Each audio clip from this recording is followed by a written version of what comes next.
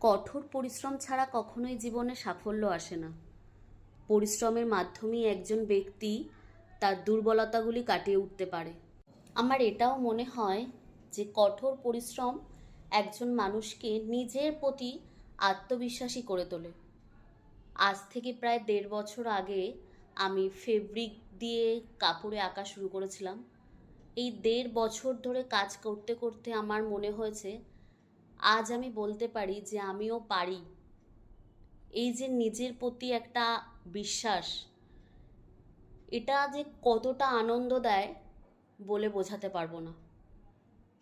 তাই বলছি, তোমরাও করো, চেষ্টা করো, পরিশ্রম করো। দেখবে একদিন এই পরিশ্রম তোমাকে একটা বড় সুযোগ এনে দেবে।